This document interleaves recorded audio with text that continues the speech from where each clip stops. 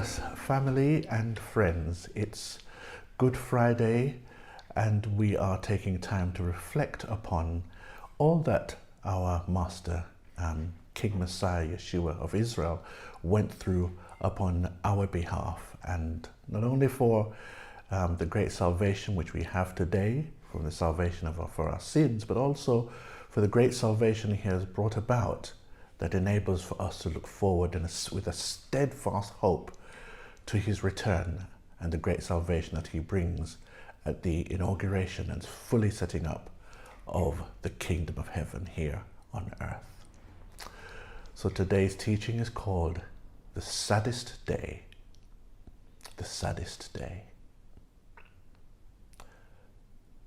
Early in the morning, the chief priest with the elders and the scribes and the whole council immediately held a consultation, and binding Jesus, they led him away and delivered him to Pilate. So begins the Gospel of Mark at chapter 15, in describing one of the most solemn stories ever told in the scriptures, and it was one long day. The chapter begins early in the morning, just before dawn, as the Sadducean court of Caiaphas, the high priest at that time, reaches a guilty verdict regarding Yeshua of Nazareth. And the chapter only concludes when the sun has begun to set, with the Sabbath coming, and Joseph of Arimathea rolling the stone door of the tomb shut. So today, using the collective accounts of all of the four Gospels, we can piece together the tragic events to tell the story of the saddest day. The saddest day. It was not in the entire Sanhedrin that assembled early on that fateful day, but an ad hoc gathering of Yeshua's enemies from among the Sadducean side of the court.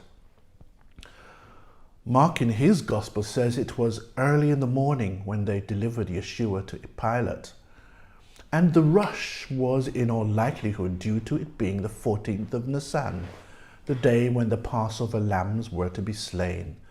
So everyone had a busy day schedule ahead of them.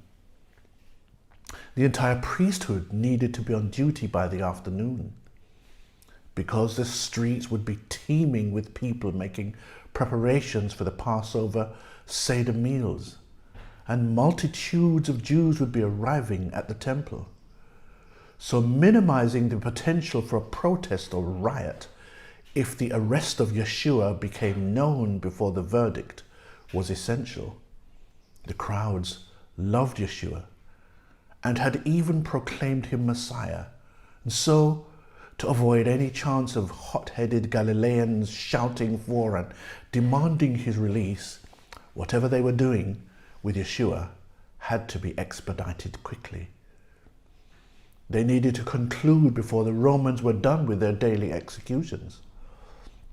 And any delay would result in Yeshua being held in custody for the entire festival of Passover, which would then allow for his supporters and his followers to gather some support. Furthermore, the Pharisaic side of the Sanhedrin would be up in arms and would appoint a defense lawyer for him, and that would scupper their plans. Caiaphas and the temple authorities knew that the execution had to happen quickly and discreetly, and time was of the essence, so they brought Yeshua to Pilate at sunrise. Pilate was in Jerusalem for the Passover period. He ordinarily stayed in Caesarea, the Roman capital of the province. But during festival times, he journeyed to Jerusalem, taking an extra detachment of soldiers in order to keep an eye on things.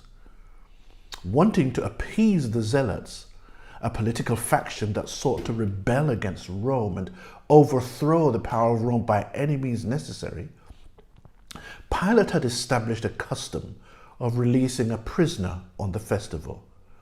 One famous rebel by the name of Barabbas had recently been arrested and sentenced to crucifixion for his crimes against Rome. At this point in Israel and Judea, capital cases were no longer tried by the Sanhedrin, since Rome had taken away the Sanhedrin's right to issue a death sentence without the governor's approval. It's John's Gospel in chapter 18 and verse 31 that tells us that the high priest complained to Pilate, "We are not permitted to put anyone to death."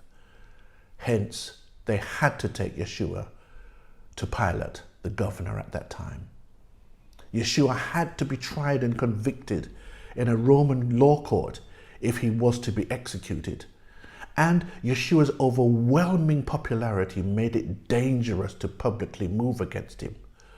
So they relied upon the Romans to do their dirty work. Pilate was only in his 4th year as procurator of Judea when he condemned Yeshua to die. But he had already established himself a reputation as a villain and as a tyrant. When the prosecutors of Yeshua from the Sadducean priesthood arrived at Pilate's palace early that morning, they refused to enter lest they should be rendered unclean. And if they were made unclean, they would be unable to enter the temple to participate in the sacrifice of the Passover lambs, and would also have to forego their Seder meals. They would not get an execution order simply or solely on the basis of believing Yeshua to be a blasphemer. They had to present charges that would be problematic and threatening to Rome. So they accused Yeshua of treason. They accused him of opposing payment of taxes to Caesar, and they accused him of claiming to be a king. All of these 3 issues would raise concerns for a Roman governor, so Pilate agreed to hear their case. In John's Gospel, chapter 18, verses 33 to 35, we read, "Therefore Pilate entered again into the praetorium and summoned Jesus and said to him, 'Are you the King of the Jews?' Jesus answered, 'Are you saying this on your own initiative, or did others tell you about me?'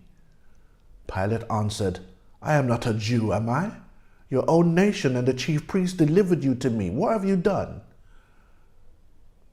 The master understood where Pilate was trying to lead the questioning, and he deflected the line of inquiry. He made it clear to Pilate that he was neither a revolutionary or a zealot terrorist, nor was he attempting to start a political movement. But he did admit to Pilate in verse 37 of that same chapter, "You say that I am a king. For this I have been born, and for this I have come into the world, to testify to the truth." Pilate displayed a reluctance to execute Yeshua, but not because he'd had a change of moral convictions. There was some news he'd received from his wife.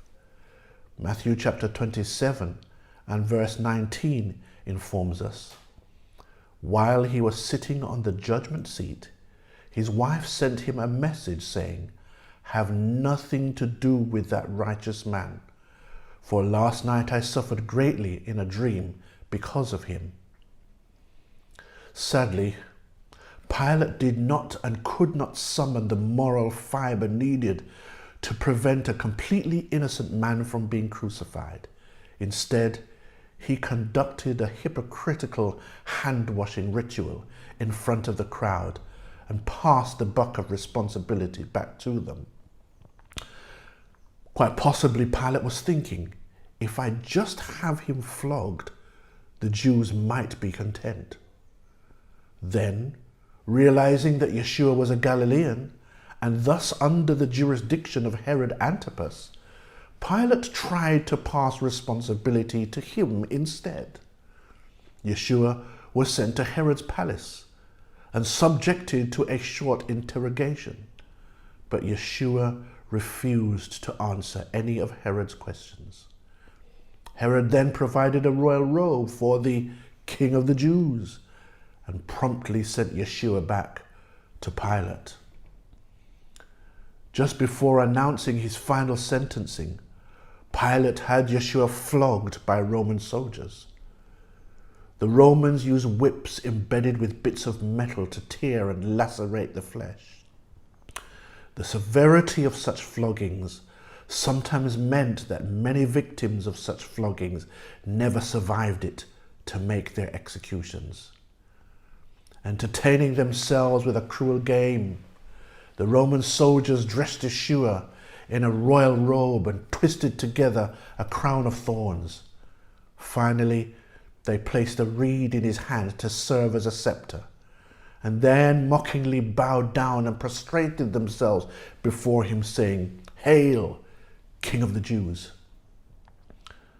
But the game turned violent, and they began to slap him across his face, spit on him, and strike him with the reed, and beat him on the head. And this was to fulfill that which was spoken by the prophet Isaiah in chapter 50 and verse 6. "I gave my back to those who strike me, and my cheeks to those who pluck out the beard.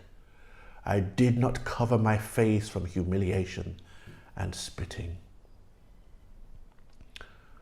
In John 19 and verse 4, we read that Pilate announced to the crowd, "Behold, I am bringing him out to you so that you may know that I find no guilt in him." Thereupon, an entourage of soldiers escorted the King of the Jews out and stood him before the crowd. Many gasped in shock and dismay, while others whooped with delight, since Yeshua was barely recognizable, with blackened eyes and a swollen face, bruised and bloodied and dripping with spit. On his head, like a laurel wreath given to those in the Greek Olympics, sat a twisted crown of thorns. Whilst Herod Antipas's royal cloak concealed the lacerations from the brutal scourging, its deep purple or scarlet color was concealing the blood that was soaking the fabric. Trying to sound like a royal herald, Pilate declared to the crowd, "Behold the man." But this was met with, "Crucify him, crucify him," from the crowd. Still something about the man, Yeshua, unsettled Pilate.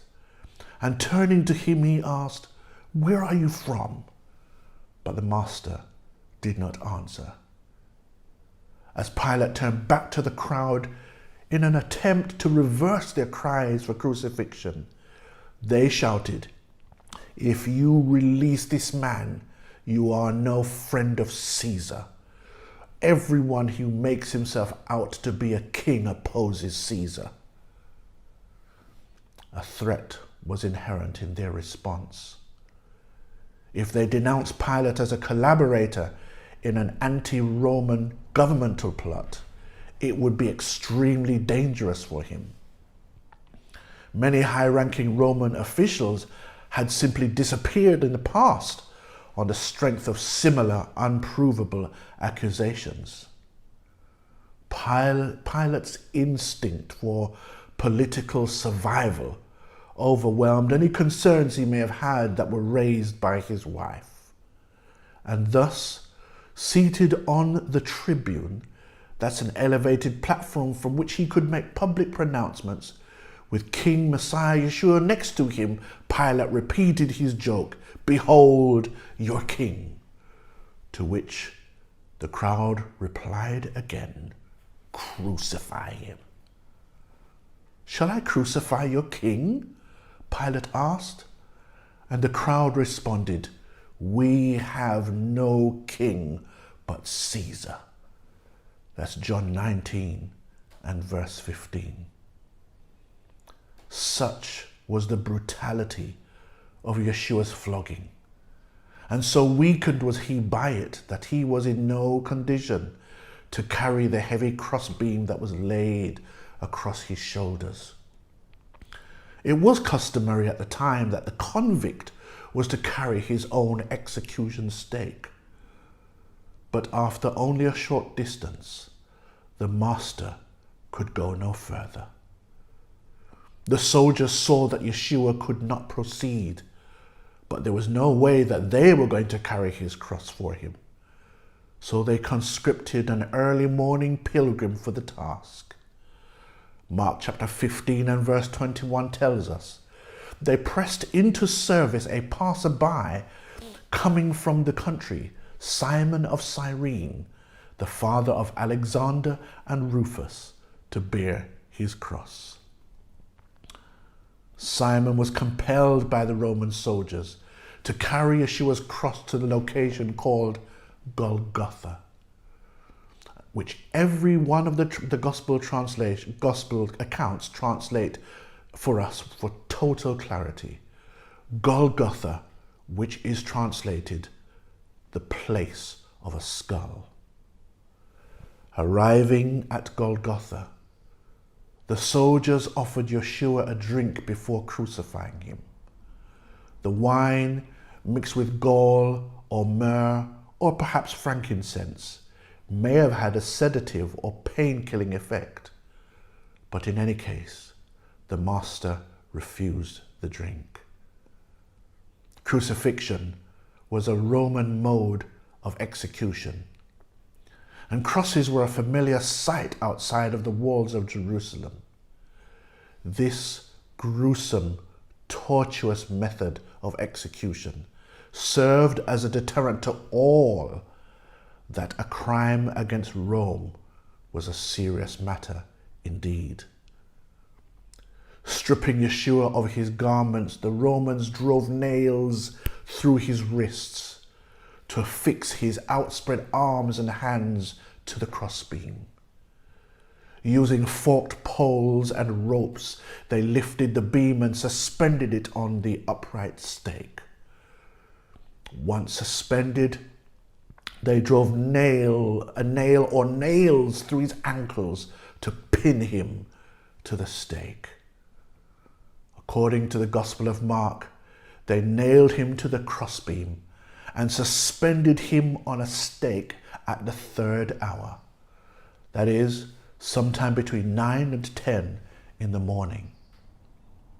Mark may have considered the timing significant, since it corresponded to the time of the morning sacrifice and the time of prayer. The Torah commanded 2 daily worship services in the temple. Each day, the priesthood offered a single male lamb as a burnt offering for the morning sacrifice. The morning sacrifice began at dawn and concluded by the 3rd hour. They offered the second lamb at the 9th hour, that's 3 o'clock. The daily times of prayer, morning and afternoon, correspond to the times of sacrifice. At the same time Master appeared before Pilate, the priesthood placed the lamb of the morning sacrifice upon the altar.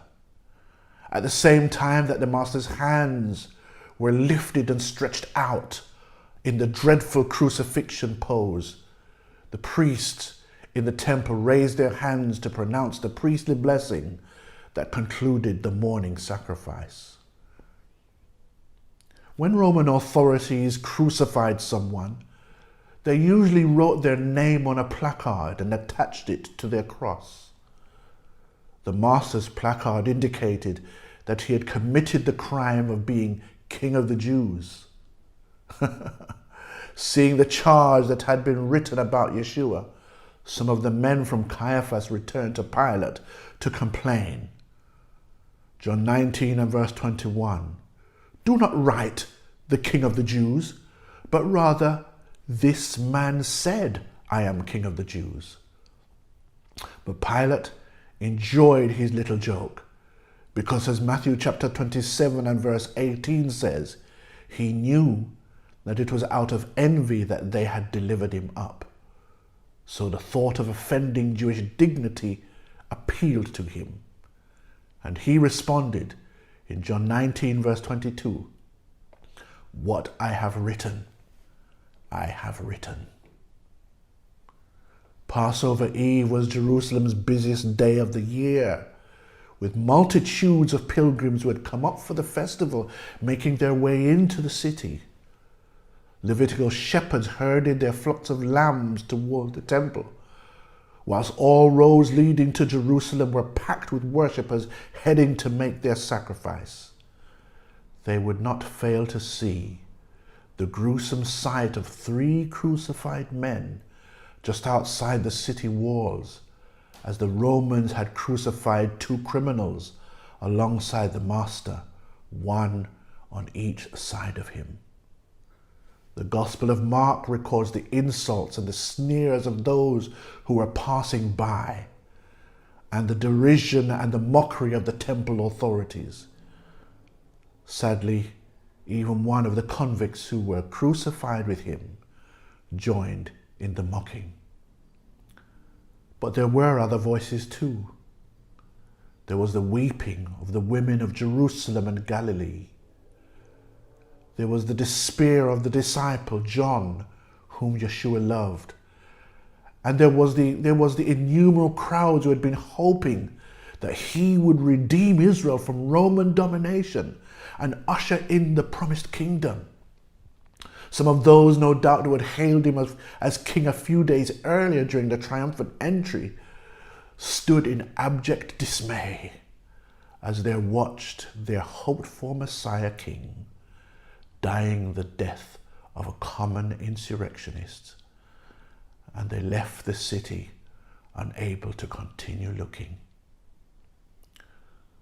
More worshippers crammed into the temple on Passover than on any day. Hundreds upon hundreds of lambs were needed to be sacrificed in just a few hours. In order to accommodate the vast numbers, the entire priesthood was on duty. Thousands of priests filled the inner temple courts, while the outer courts were jammed with men and their animals.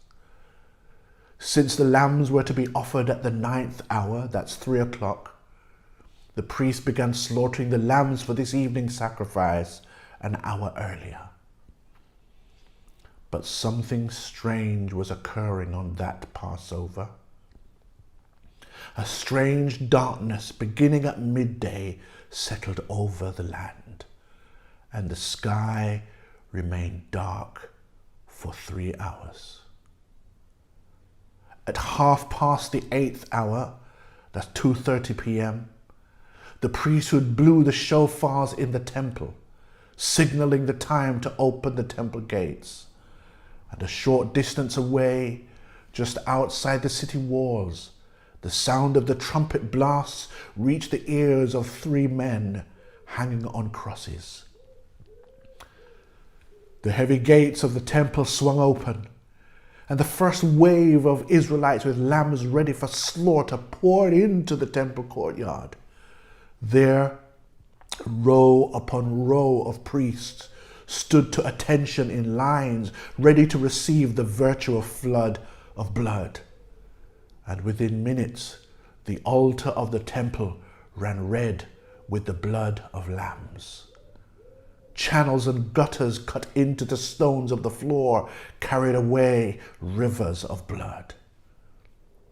At the very same moment, just outside the city walls, the life bled out of the Master's body, and Yeshua cried out, my God,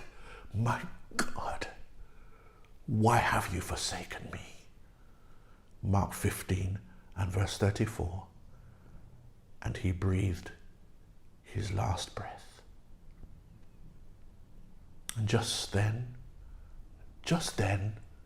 the sun burst through the gloomy darkness, and the curtain of the temple was torn in two. A group of women from Galilee and Jerusalem had followed the execution party from the city that morning.